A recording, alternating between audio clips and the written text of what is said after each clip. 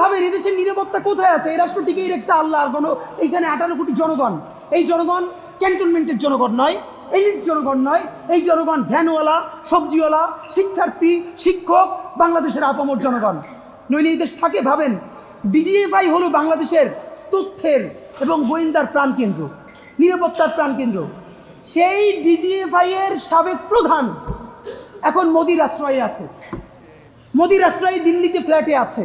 এই যে major general আকবর, একটা দেশের গোয়েন্দা বাহিনীর প্রধান শত্রু দেশের প্রধানমন্ত্রীর কাছে থেকে খায়, ঘুমায়।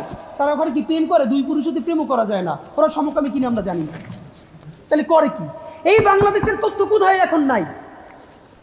এরপরে হাসিনা সেখানে আছে, মানে করে কি? সব থেকে ভয়াবহ হলো কবি, সে হাসিনার নিরাপত্তার সাথে ছিল, সে গিয়া সমস্ত তথ্য দিয়ে এরপর আবার বাংলাদেশে আসছে। এখন আমরা শুনতে পাই সে নাকি 2 দিন আগে পালাই গেছে।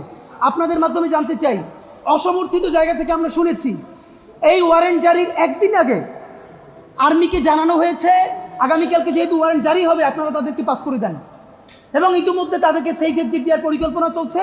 সম্ভবত কয়েকজনকে সেফ এক্সিট দিয়ে ফেলা হয়েছে। আপনাদেরকে স্পষ্ট জানাতে চাই, এই রাষ্ট্রটা কি ভবিষ্যতে একটা পাকিস্তান রাষ্ট্র হবে নাকি স্বাধীন সার্বভৌম বাংলাদেশ রাষ্ট্র হবে?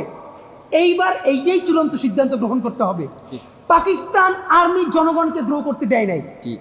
পাকিস্তান আর্মি জনগণের উপরে আধিপত্যবাদ কায়েম করবার কারণে রাষ্ট্রটা ফাংশন করতে পারে নাই।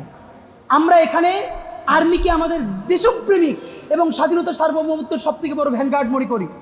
কিন্তু যেটা হয়েছে দেখেন, এই আর্মির সকল জুনিয়র অফিসার জুলাই গণ অভ্যুত্থানের পক্ষে দাঁড়ালো।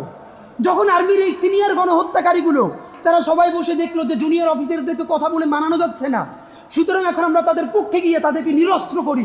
কারণ আমরা জেনেছি অনেকে ঘোষণা দিয়েছিলেন তারা সিনিয়রদের আদেশ অমান্য করে যদি জনগণকে কেউ গুলি করে তারা তাদের বিরুদ্ধে গুলি করবে। যখন দেখলো তখন আর্মির চেইন অফ কমান্ড ভেঙে পড়বে। জুনিয়র অফিসাররা যেহেতু সিনিয়রদেরকে নিরাপত্তা দেয়, তখন জুনিয়র অফিসারের গুলিটা সেই গণহত্যাকারী মেজর জেনারেলের বুকেও চলে যেতে পারে। সুতরাং তারা দ্রুত অবস্থান পরিবর্তন করে তাদের পক্ষে চলে গেছে। এরপর তাদেরকে নিরস্ত্র করে শান্ত করে 626 জন গণহত্যাকারীকে পালাইতে সুযোগ করে দিচ্ছে। এরপর বাকি বাংলাদেশকে এভাবে করতেছে। বাংলাদেশের সেনাবাহিনী সকল সিপাহী এবং দেশপ্রেমিক সিনিয়র এবং জুনিয়র অফিসারদেরকে বলতে চাই, আপনারা যতক্ষণ বাংলাদেশের স্বাধীনতা সার্বভৌমত্বের পক্ষে ছিলেন, হাসিনার অন্যায়ের বিপক্ষে ছিলেন, ততক্ষণ পর্যন্ত আপনাদেরকে জাতিগতভাবে সম্মান জানানো, আপনাদেরকে সেলিব্রেট করা এবং আপনাদেরকে নিরাপদ করা 18 কোটি বাংলাদেশের নাগরিকের দায়িত্ব ইনশাআল্লাহ।